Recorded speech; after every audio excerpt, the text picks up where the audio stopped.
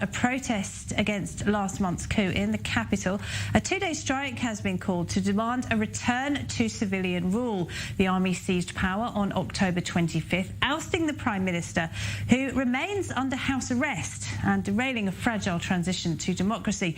Well, there have since been daily protests and at least 14 people have been killed and hundreds injured in a crackdown by security forces. Joining us for more on that now, Dr. Yonatan Freeman, an international relations expert at the Hebrew University of Jerusalem. Thank you very much for joining us. So today's events come as members of the Arab League visit Khartoum. This is all part of an international effort to get Sudan back on track towards democracy. Today's events would suggest the army is far from ready to negotiate, let alone share power. What are your thoughts? Well, I think the military right now is looking at all options. I think that in the end, what the military wants is stability. I think that the Arab League wants stability. I think the United States wants stability. And right now it's all about how do we achieve that stability, whether or not they can go back to a power-sharing government with the civilians, whether or not they have to have a transitional kind of period. So I think it's all up for grabs right now. And I think really what the world wants is to have a future Sudan, which is a contributor to the national community.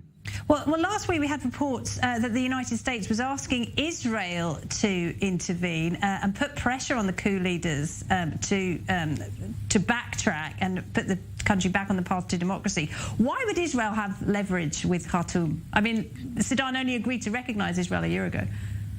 Well, I think that even before recognizing Israel, I think that the leadership in Sudan have recognized that Israel can provide many tools to allow Sudan to leave the international isolation. I think that Sudan also knows that Israel is very close to the United States. Sudan for many years was on a list of sponsors of terrorism. There were many sanctions by Washington on Sudan. So I think that the Americans know that the Israelis have a lot of leverage and have a kind of voice to be made with the leaders in Khartoum. And I think that's something that the United States is looking at, and all options as to who can talk to Sudan and have them go back on the right highway. Well, does Israel need the relationship with Sudan? Yes, Israel wants the relationship with Sudan because it doesn't want a relationship that Sudan has with Iran. And I think that in the end, if we have seen what has happened over the previous decades, Sudan was a prime place for terrorists to use its grounds to produce armaments, to give backing to different terrorist groups like Hamas. So I think it's very much in the interest of Jerusalem that Sudan continues to get closer to Israel rather than get closer to Tehran. What about the argument that there's a bit of a paradox at play, a bit of a situation where there are competing interests, because Israel and Egypt have a kind of a relationship with General Burhan, who has just, seized power in this very violent way, and really put the country on a real path to instability, inflamed the population. I mean, how can Sudan be a democratic state and at the same time support people like General Burhan? It doesn't seem to add up.